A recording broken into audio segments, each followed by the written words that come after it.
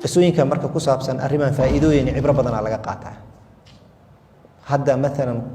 qisada wax loo sheego cibra laga qaataa qisooyinka faa'iidooyinka ka qaadayna waxa kamid ah marka hadii aad masiirto gabar lama dhihi karo ma masiiri kartid ninna lama dhihi karo naa kale ma guursanaa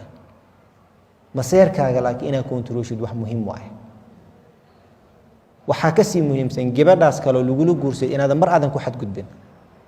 laba option adiga haysatid tay ku fiican oo ku sheegay laba option aad haysid inaad ku joogtid inaad ku baxdada ku haysatid laakiin gabadhaas inaad ku xad gudubtid ama waxaad ka sheegtid ama aad tiraa ninka fur dambi waay muku banaano adiga maxaa ku fiican inaad gurigaaga haysatid ninkaaga haysatid gabar gadaashada soo gashay hadaad aaga baxdid gurigaaga waa taban aqli yara waay adiga hoos u soo dhigtay waxa cadeysay meesha marka inaad gabadhaas aad la tartami karin ay ka cilmi badan tahay ka qurxan tahay oo ninka aadan la haysan karin marka meesha soo saartay miiska soo saartay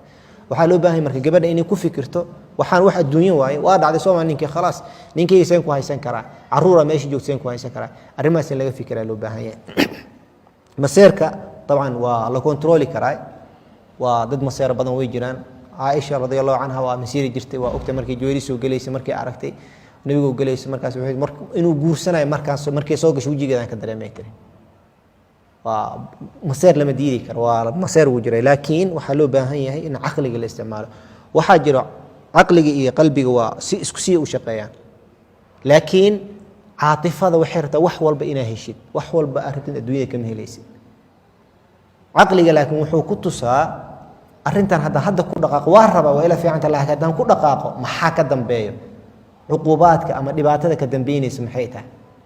hadda ma rabeen aan dulli ku noqdo okay waa baxay su'aasha is weydiinaysid okay ninkan maanta hadan kala tagno nin la'aan ma ahaana maya hadaan ahaada xataa waxa iga maqan gaaba iga maqan soo maanaha okay ninka kale oo imaanay aan guursan doono ma ninkan oo kale noqona misuu ka xumaana ma taqaani maxaa la dhihi jiray maama waxa jirtay la dhahay timir oo gacantaada ku jirto timir geed saar ma loo daaday tan waa buubtaaba cala aqal ninkan waa ceebihiisana waa taqaanaa shan ceeb uu leeyahay waa taqaanaa waa hagaajin kartaa laakiin kan cusub imaanayo ceebihiis ma taqaanid 10 muu yeelna mise 20 muu yeelna ma taqaanid marka waxaan dhihi lahaa gabdhaha walaalahay muslimaadka arrimahan oo kale haday dhacaan ku cibra ka dhigo gurigaaga ha burburinin waxyaalaha aadka u xun waxa waaye guriga inuu burburo dhibaato badan ay leedahay dhibaato aad u xun ay leedahay ilmahaasana dhibaatada gaaraysa ugu badi adigina waa ku gaari qaar waa gaari ninkii waa gaaraysa qofaysan gaarayna ma lahan furitaanka waa xalaal waaye waana xal waaye laakiin xalka ugu dambeeyo waa shaytaanka waxa kaliya xalaash uu ku farxa taas waaye rasuulka xadiis saxiix uu sheegay galabtii markii la gaaray shaytaanka inuu badda korkeeda arshi saarto shayaatiintii reeriska imaana report siinayeen marka mid walba wuxuu leeyahay waxaan soo sameeykan waxaan sameeykan midaa wuxuu leeyahay ninka san ugu waday caasiyan ka soo dhigay waalidkiisu ku soo caasi wuxuu lam tafcal shay'an mid kale imaanay waa kuwadi ila zina ay galaan zina xaraam waa lam tafcal shay'an waa kuwadi ila ninka kale uu dilo lam tafcal shay'an mid kale imaanay waa kuwadi ila ka furo marna naagta u tagay dhagtan wuxuu ugu sheegay dhiigeedan kicii mar asagu imaaday waxaan dhahay naagtan wuxuu maxay kugu qeynaysaa iyada umada ninkan adoon ma u tahay san u wadi waa kala qarxiyay waa kala tageen bas shaytaanki inuu istaago wuxuu leeyahay anta hagu siina marka shaqo fiican soo qabato leeyahay fiiri xaraamta dhameedku muusan farxin tii xalaasheedu ku farxay marka waxay ku tusaystaas marka furitaanka inuu arrin aad xun yahay laana guri dhana burbura laba qofood oo guri lahaay guri la ku dhacay gabadhi shalay gabar marwo guri lahayd oo caruur lahoonin leh markii la burbur furitaanka muxuu dhacay banaankiisa u istaagtay ninkii wuxuu ahaa nin oo laga dambeeyo gurigiisa diyaar u imaan jiray oo ahaa oo cuntadiisa diyaar ah waa bir maal dambu soo noqona wuxuu soo noqday nin single soo noqday caruurtii masaakiinta caruur hooyi aaba leh ahaayeen xanaanka iyo xoog la isugu kabaayay waxay soo noqdeen naaqisay soo noqdeen meel walba marka naqsiga sida uu soo gala waxa loo baahan yahay marka gabdhaha inay aqli yeeshaan hal waxa idin sheega oo idin muhiim ah gabadha ninkeeda way haysan kartaa waxay ka dhigi kartaa faraanti farteeda ku jirtay kali faraantiga ma taqaan waqti yar aan gelinaa waqti yar aan bixinaa soo maaha ninka saas waa ka dhigan kartaa waxa ay dhigi kartaa waxa waaye xoog ma ahan qaylana ma ahan murana ma ahan qalbigiga idin kala hadlaa walaalkiina ah